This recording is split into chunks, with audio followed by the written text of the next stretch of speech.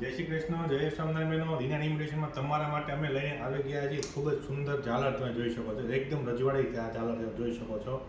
Design જે છે એ તમારી સામે છે, તમે જોઈ શકો છો. મોજો સ્ટોન તેમજ કુંદન વર્ક કરવામાં આવ્યું છે.